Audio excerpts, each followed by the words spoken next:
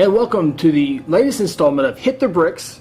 Everything that's interesting about Guthrie, Oklahoma. He is Justin Fortney. I am Chris Evans. Glad to have you once again this week. They renewed our contract and we're back here. Yay. No promises next week. Nope. Week by week, but we'll keep our fingers crossed. Absolutely. We got a lot of great events that we're going to get to. We got some Irish pub. You're able to speak and listen to some great music the other day. Opened the door for 3. Stopped by a couple days ago, and they played in Carnegie Hall and the Kennedy Center, festivals all over the world, and also the Guthrie Tourism Office. They were here. 1, 2, 3 punch right there. Right? Yeah. Those 3 at the top of every musician's list. Probably retired now. Uh-huh. They've done it all, but for sure. Yeah, that'd be cool. And we're going to get to them here in just a little bit. Yeah. There's been a lot of talk recently about something around Guthrie, a proposal for a Guthrie sports complex. Yeah. The city council had a workshop last week. They talked some more about it. You've been involved in a work group that's been meeting for quite a while. Yeah, right? 5-6 months probably. Okay, so that work group that's been talking about this proposed idea of a sports complex. What have you guys talked about in those work group meetings? Well, yeah, it's been great conversations, and our group meetings have been with Guthrie Little League football, Guthrie softball, Guthrie soccer, Guthrie Little League, and took all those folks are in that work group? All those people are, they're the ones who deal with league structure, fields all the time. So put them all together, and City Manager Leroy Alsop said, what is the dream scenario, dream case scenario? And, baseball said, we like to have this X amount of fields, softball this X amount of fields, softball and football. Really, Little League football is pretty much taken care of because they have a great practice field at the high school, and then also Gelsman Stadium in their backyard. Lights, scoreboard, sprinkler systems, all that good stuff. So Little League football is pretty much okay. And then our soccer complex out there, they just got a brand new water sprinkler system put in. They keep doing more projects out there, and it's a pretty big complex they have out there with the soccer kids. It's great. So. It's a great facility, and as we talk about it, we really think that location is good to go right there. Not to ignore them because they need upgrades as well, bathroom upgrades, concession stand upgrades, lighting upgrades out there, and so it's not a big soccer project, but we're not ignoring them. Hopefully, with some of the ideas there, baseball and softball are really truly way behind the system. They've done some great upgrades at Aquinas, but in the flats is where Little League baseball plays, and you have to put temporary fences up there. You can't have bathrooms in there. The concession stands on a trailer in and out. So Little League, for those of us who are oblivious to baseball knowledge, what age kids are playing Little League baseball in Guthrie? It starts with T-ball, which is usually your 5 and 6 year olds, and then 8 and under, which are your 7 and 8 year olds, and then 10 and under and 12 and under. And they have over 100 kids, 150 kids every single year play Little League baseball down in the flats. And then softball has about the same age groups there a little bit. But, there's just the facilities, that, in that floodplain, there's only so much you can do down there. And so it's just, unlevel fields and all that stuff with dirt work, and floodplain kind of gets tricky a little bit. I won't get too nerdy on you there, but people have to go to the bathroom in the woods and stuff. Well, maybe not. Some do. Okay. Some do. There are porta potties now too. Those things. Yes, modern technology. This is not like porta potties we just been doing the last couple of years. This has been years and years and years. And so when you go through these other towns, other places, it just shows you how far away we are behind on that deal. Credit to the Little League softball and baseball of doing what they can at the time with the conditions that they're given. But I think they deserve a whole lot more for league play, because right now I can think of 4 baseball teams. I know I can think of a couple of softball teams that play in other places. Edmond, unfortunately, my son plays in Edmond, and I remember my oldest son when he was playing Little League baseball. The first year we went to Edmond, he was like, oh, cool, lights, dugouts, the basic stuff. It was a big deal to them because they, hadn't seen that before. So, and traveling to other places for tournaments is a big deal. It's a huge deal. Those teams travel all the time, right? All the time, and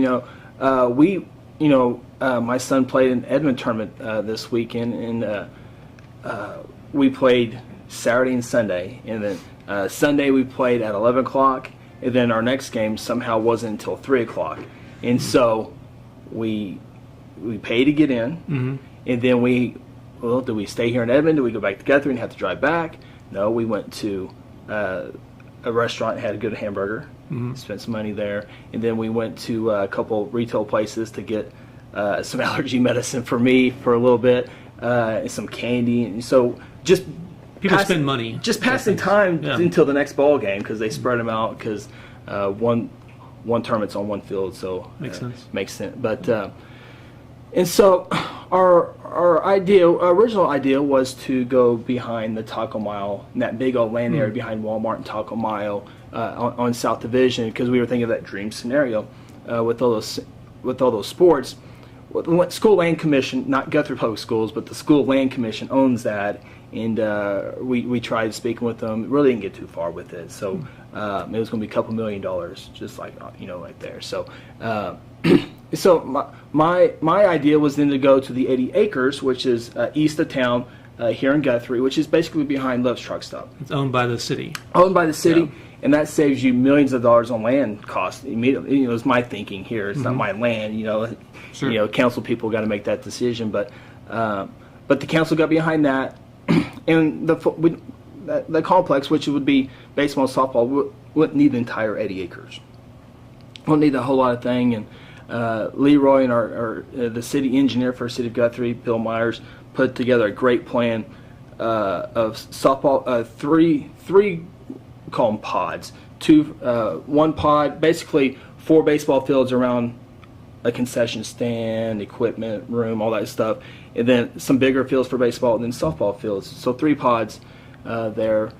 Also walking trails and outdoor basketball courts. Big project is the thinking there. And so it would not only give our kids a place to play during league play, practice, league, and all that good stuff, but also will allow us to be a big stop for tournament play throughout the weekends and throughout the week, because of our great location here in Guthrie to Oklahoma, Enid, Stillwater, Edmond, Oklahoma City, Tulsa, but then bigger picture, Wichita, Dallas, Fort Smith, kind of centralized there. And not only is Guthrie centralized in the region, but just that location right off of the interstate is so convenient. Absolutely. I would always think it would be so cool at nighttime to have all those lights on, and people, what's that over there? And in the big complex, of course, you see the lights there too. I think it would be a great deal area there. And then, when you have a couple hours in between games like we did on Sunday, you got a bunch of great restaurants in that area. And, if you're from out of town, several hotels out in that area as well. And then they can come into the sports museum or the Carnegie Library and just kind of hang out. The big one I think of is 4th of July with Red Brick Nights and the big 4th of July deal. I mean, if we have a big 4th of July tournament, baseball and softball, go out, play baseball, softball tournaments all day, and then go see one of the coolest fireworks shows in town. For sure. That would be a cool deal. But and I think everybody in the community realizes that we need it, and I think everyone would really love to have it as well. It just comes down to the old fashioned, how do you pay for it? So there's a couple of things that we're working on. We city manager. Leroy Ossup is looking worth. We had a meeting with the hotel motel people as well as the bed and breakfasts on a possible hotel lodge tax, and they're in but not all in. They have their points which are valid points because something it's going to cost money. It's going to cost millions of dollars, and you got to get it somewhere, and what's the best way of doing it? And towns throughout Oklahoma have done it different ways. Motel tax, sales tax. It's whatever their citizens kind of want to get. But I think it's a deal that would bring a lot of community pride. It would bring a lot to young families wanting to come here. So I just think it would be a huge win for Guthrie. And this is a baseball softball complex, and people don't realize that baseball, softball really starts having outdoor games and stuff, usually in February and all the way through September, October. So it's hopefully a year-round deal to have kids here. And let's just assume that city council and the community, figures out all the puzzle pieces for funding it. Mm-hmm. If that happens, maybe it's done in phases, phase 1, phase 2, that kind of thing. But we're talking about a complex that wouldn't require, it's not like they're building a skyscraper, so Right. it wouldn't take forever for something like this to be constructed. Right, yeah, and we looked at it into the funding deal, with about a 30% contingency fees in there. It's a roughly a $14 million project that we're currently looking at. I think we can get cheaper than that. No less than 10. It's still several $million. But it would be. We're looking at 3 different phases. The first phase would be the softball complex, the 5 or 6 softball fields in the middle of a pod, a gravel parking lot, because it's not saying softball needs more than baseball, but because softball in a dire situation, you can play baseball in softball fields if you had to do that. And so the funding comes down to that. And we spoke with Lieutenant Governor Matt Pinnell was here. We were able to sit in a meeting on that. And there's grant opportunities out there that I know our city manager is looking at, and Lieutenant Governor thought this was a great project. There's not too many projects like this out there right now, and it would be confident in getting that because we've already won a similar grant like that to help fund mineral wells and a bunch of cool projects in there. So, the folks here at City Hall know how to apply. They know the people. We've had success with that grant before. So, phase 1, whether that grant's 50-50, and so we got to come up where we're going to get our 50% at, whether it be hotel, city, sales, CIP, whatever the running. That's the hot question here. Sure. Coming in the first few months. So phase 1 of 3 would be softball, and then eventually get the baseball in there, and because once it gets going, I think it'll really help fund itself. You wouldn't have to be dependent on the city for day-to-day operations of that. So, the folks in Edmond have a couple complexes. They have a 5-member board and 1 director. That 1 director makes sure people come in for tournaments. Hey, we've got a tournament this weekend, the 4th of July firework showdown, whatever. And of course, they're in charge of umpiring, or getting umpires and maintenance and all that good stuff. So it wouldn't be a burden day-to-day for the city hall. Which makes it a little bit unique in terms of, most of the time if a city is trying to build like a park, those are things that, there's no direct revenue coming back into that. Right. So this would be a little bit different than some other city projects. Yeah, this would be, it's basically, it's exactly what it is right now for Little League Baseball with the City of Guthrie. It'd be the same thing for softball in the City of Guthrie. It'd be the same exact setup. It's just taken from these locations inside a beautiful complex. It's the same setup there. The city's not chalking the lines or raking the dirt. It's those Little League divisions that are doing that. So that's kind of the thing that people probably need to know. It's the same thing that's going on right now. It's just going to lift it up and put it into a beautiful complex one day. It's pretty cool to dream about those kind of things. Yeah. I think it would be a good little landmark for our city. Cool. Yeah. Man, there are a lot of things coming up on the calendar. A whole lot of music. I think all the things on our list today talk about music. What's happening in Guthrie here coming up in the next couple of weeks? Well, Friday morning. It all starts Friday morning, and then really a big weekend full of music. But it all starts Friday morning, and it's free. It's free. Free's good. So listen, free is good. Cowboy Jim Garland plays at Hoboken Coffee Roasters.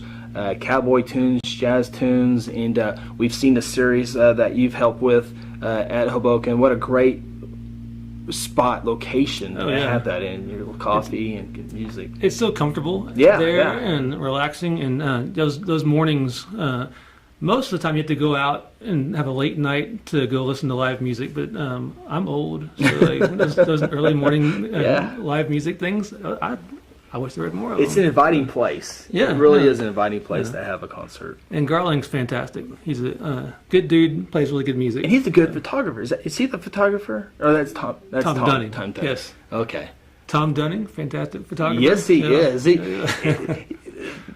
I'm horrible at pictures, so when I see good pictures, I'm like, man, that's really good, because whether it's indoors or outdoors, I don't know aperture and all And that. Tom was great with both photos of live music, and he does a lot of stuff there at UCO for their sports teams. Yes. And getting those great action shots for like baseball, basketball, football games. I don't know how that's. You got some great photos of Byron at his yeah. concert at Community Church. Speaking of, Oh, yeah, we call it a segue. right, smooth. Yeah. So not this Saturday, but the following Saturday, March 23rd. My wife's birthday. Oh, congratulations to her. Thank you. Yeah. Yeah. I have a place to take her now. Right, there you go. So Byron and his band are back there at Community Church. Yep. They had their first show there after the fire. They were out there this past Saturday, and a packed house. That's what I The heard. place was just full, and just brilliant music. They had some musicians that traveled from Missouri, just showed up. Some friends of Byron's just drove all the way just for that night, and Byron didn't even know they were coming. They sat in with the band. It was really, really cool. I heard he walks in. There was a long applause for him. Standing ovation from the very beginning, yeah, and yeah. it was really, really cool. And they had an intermission. Intermission, they sold homemade pie, and there had to have been like 100 pies. Yeah. It was the greatest. Sorry, I was broadcasting basketball. You've been busy with basketball. Yeah. It's finally. I went from nice, comfortable indoors to baseball, freezing with allergies on that Sunday. But people were saying that I was in Tulsa, but there were some people coming back from the state tournament in Oklahoma City, and they said the parking lot was just crazy out there. It was awesome. Yeah. So how much are tickets to Byron's show? $12.50 at the door, which the concert begins at 7:30. Doors open at 6:30. Yeah. It's a great place to listen It to music. really is. I hadn't been to a concert there before, but sound was great. It was super comfortable. Chairs are comfortable. Yeah. And their music setup is awesome out there at Community yeah. Church. They got a nice little sound system and all that good stuff. I've done some streaming events out there, and boy, they got a great, and they're looking to upgrade there too. It's like, man, you guys already got a great setup, but they're looking to get better out there. So That was really cool, that church to open their doors for those Byron Berline shows. yeah, they've done some stuff for our family that happened a couple months ago. It's I told them it's the largest church in Guthrie. They get the most people in for events like this. And I couldn't brag enough on Community Church. Thank you. I know you get a lot of requests because you have the biggest church, and you take on a lot of stuff that you don't have to. Because when they have this stuff, they have a group of people that go out there and take care of kids, ushers, and all that stuff. So it's not just opening the doors and here you go. There's a staff out there helping them, and I thank them for that. And they said, well, hopefully we have the biggest arms too. So it's pretty cool. Speaking of Byron Berline, there are a couple of benefit shows coming up. These are actually going to be in Oklahoma City.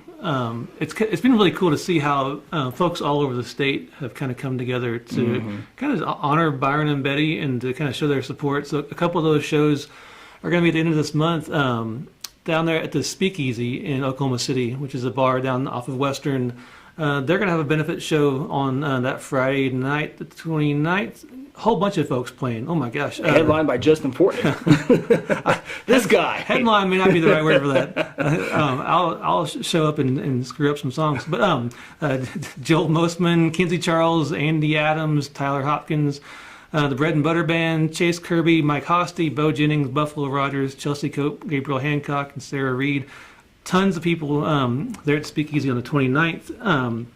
A lot of those folks have played here in Guthrie before. Yep. So those folks, I think almost all of them have I've seen here in town playing music at one time or another. Another show coming up at the Tower Theater for a Byron Berline benefit. This has been getting a lot of publicity there. Those guys at the Tower have really kind of gone above and beyond to throw this together. It's been pretty cool.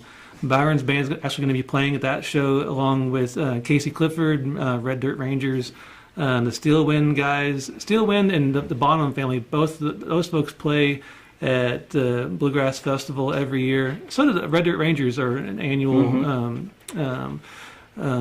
deal for the Bluegrass Festival. Tons of folks there at the Tower Theater on March 31st, and you can get those tickets online at towertheaterokc.com.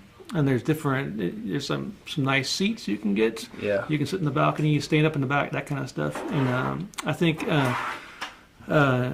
there's been some cool donations for that show too from the Prairie Wolf guys here in town with the distillery, Coop Brewery in Oklahoma City. They've donated just to be a part of this event, just to help raise funds for to get Byron and Betty back into the fiddle shop business. Yeah. So that's gonna be pretty cool. That is very cool. It's always interesting to watch how name of bands. Those are always kind of cool to see how they.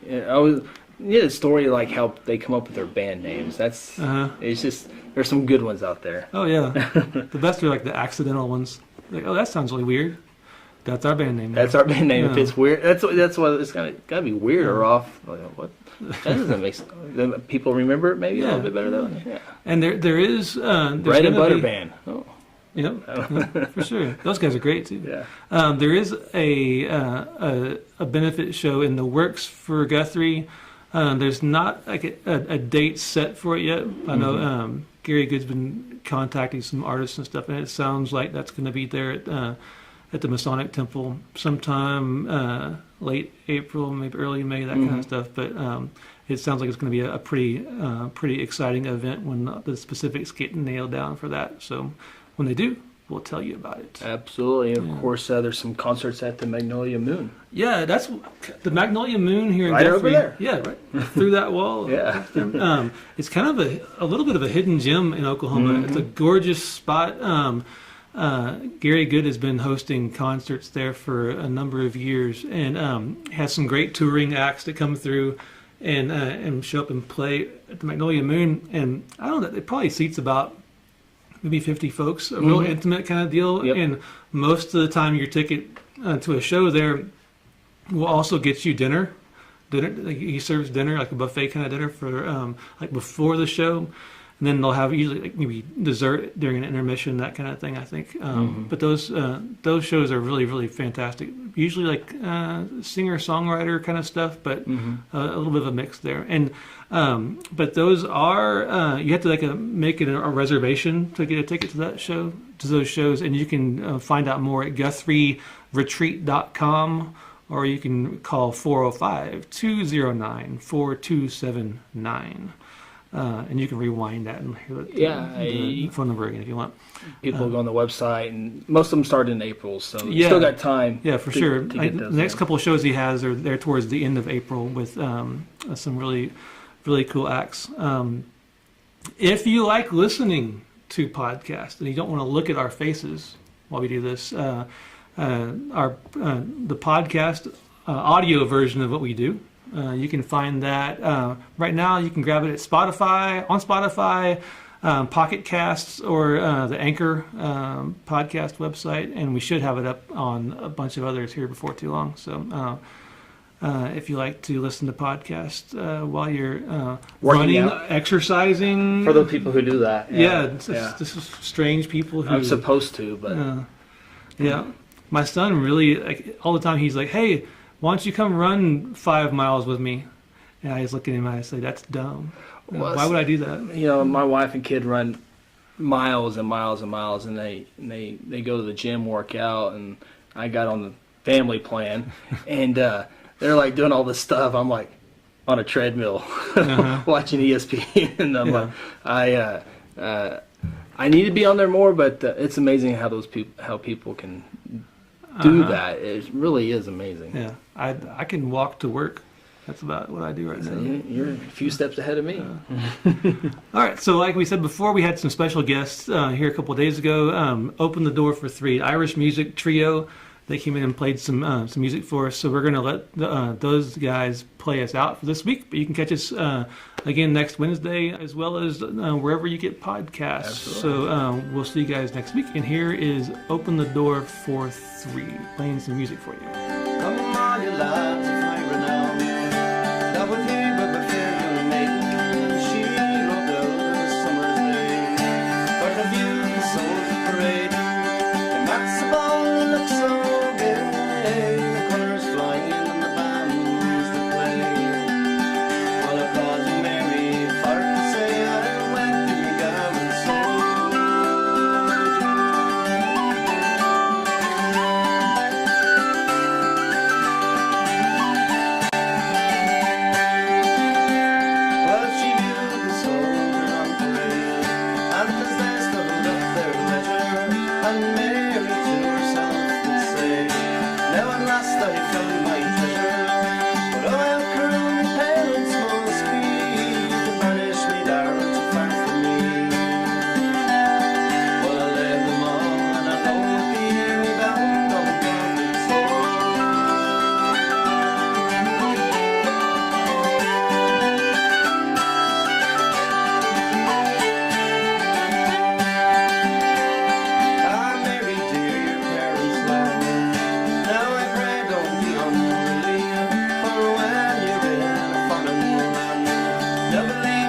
it surely. Perhaps I might